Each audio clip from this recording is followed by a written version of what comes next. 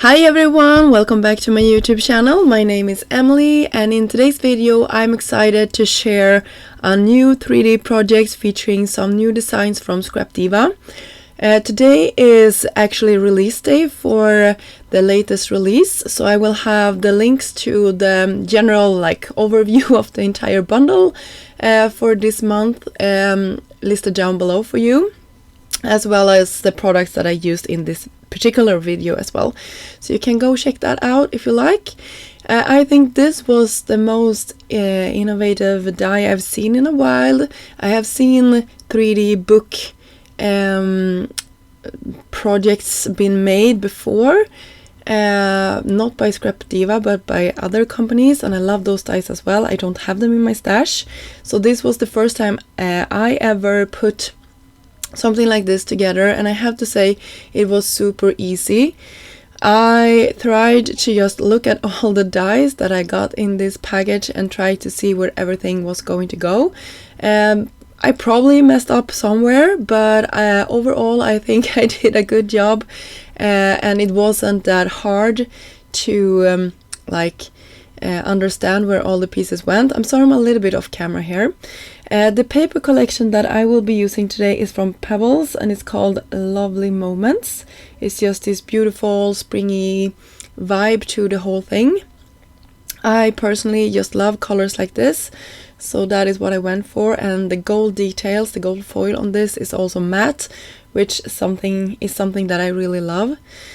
For the inside I wanted to decorate that as well, so I just took another print, not the same one as I had on the outside, just to tone it down and bring in that green color a little bit more. So you can see how cute this is turning out. And I will also have the spine there covered in the same pattern paper. So you can see these details have the stitching on them, which I love. I think that is so helpful for making a project look finished. And then we can start working on our box. So this cuts in one piece and it fits to your standard machine, so that is really nice. You can see I'm just using a bone folder here to help crease all the score lines. Sorry about the glare from the sun. I created this over spring break, maybe you can call it. We have in Stockholm always week 9 is off for all the kids, and I have been home this whole week with my family, and we have all been very sick. So it's been a fantastic break for all of us. We've been laying in the sofa watching video after video after video. So and I took some breaks doing these projects and I had a blast. This is actually what got me going this week, just having some fun new products to play with. So you can see the box is coming together, and for having a nice front I took these two dies, just laid them down with some washi tape just to make sure that I had the perfect alignment between them. And then I could run it through some pattern paper, and that frame is what it created. I also decided to go with another pattern paper for the inside of my box here. For that I just cut it out of this beautiful green, pink and gold cardstock. And these funny looking pieces is actually going to be on the inside of our box. So you can see here I will spend some time creasing all of this after I took the time to adhere my beautiful pattern paper. And when we're done with this, we are gonna do the same thing for the other one.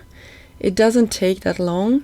This box I think it took between 20 and 30 minutes to put together, and considering that it's a lot of die cutting, I think that is the part that took the most time.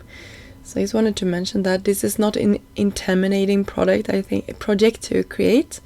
So I hope I'm not scaring anyone. It was a really fun one. So here I'm taking some liquid glue and attaching my panels together, making sure that I have them perfect aligned. And then I will do the same thing for the other side here. So I did it for the wrong, and I needed to take away the liquid adhesive, And then I can do it again and just pressing it and holding it with my fingers until it's sturdy. So this piece will go inside of my box. I will just take some liquid glue for all of my sides here, making sure that I have a ton of adhesive here because it's gonna go on the inside. So now we have it to the inside, tucked here.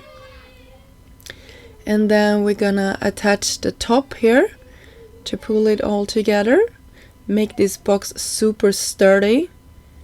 I just love it. You can see here how it looks. So I'm just holding it there a second just to figure out what the next step is. And I decided just to go for it directly. So I have some liquid glue here to the top. And then I can fold all of this over, just holding it with my hands until it's perfect. You can see how it looks. Super cute. Just pressing it down. And then here comes the frame, the one I created, just taping those two dies together.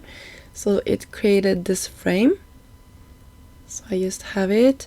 And the inside part that was left I could have for decoration on the inside. So the most narrow frame will go on the back of this. Hope that makes sense. So you can see here I cut actually the wrong one. And here's the right one. So I just try to put it there, and I will actually use some liquid glue in a second just to have it all nicely fitted in there. So here comes the part I think was the hardest one, because now we need to put the spine to our project together, and this is this piece with all of the teeth that is gonna make that curve. And you can see I'm just creasing those inwards, and those will also align. And you could probably curve it a little bit with your bone folder like I did. And now I will just put some liquid glue here to one side and keep it in place. And when that is all attached, I will go ahead and do the same thing for the other side. You can see I'm just pulling it over towards itself, keeping it here, making sure everything is aligned.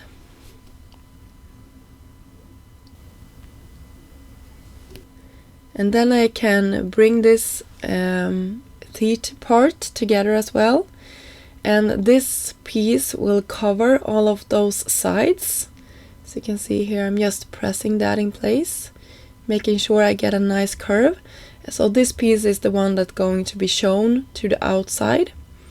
So everything looks beautiful here. I will do the same thing, some more liquid adhesive to the top of this, then just pressing it down. You can see how cute this turned out. It was really easy when I got a hang of it. And now it's another part that I thought was a little bit not difficult, but where you have to think a little bit before doing it. So you want this to be centered. So you want equal amount of overhang on both sides. So the first go here I had a little bit too much to the front, so I actually will end up needing to move this in a second here a little bit further back. I will do that off camera, but you can see I just attached everything.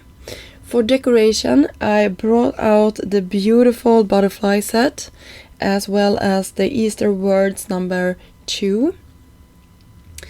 I also have the love bundle nested set.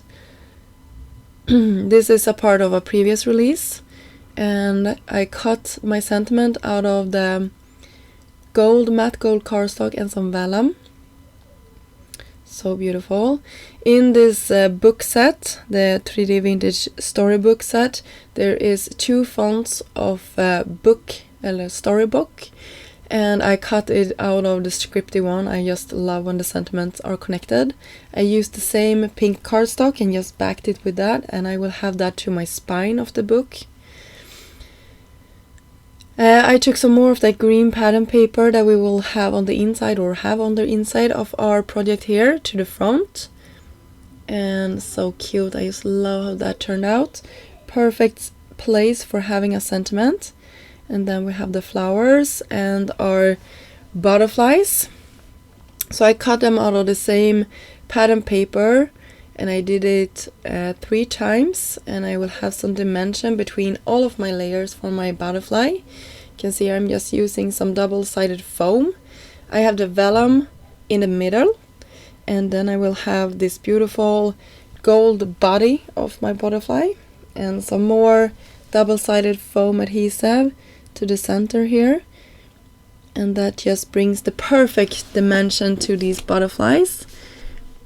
And yeah, I will start attaching everything now. I have all of my elements ready.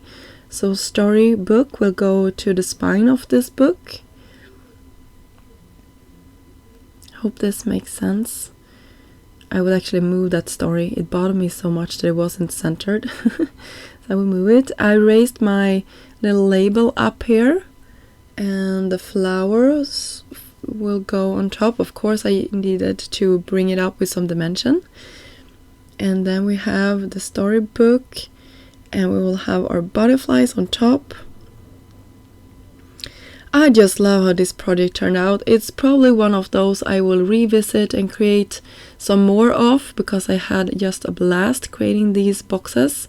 It's perfect for hiding some embellishments, or just some ephemera, or giving as a present.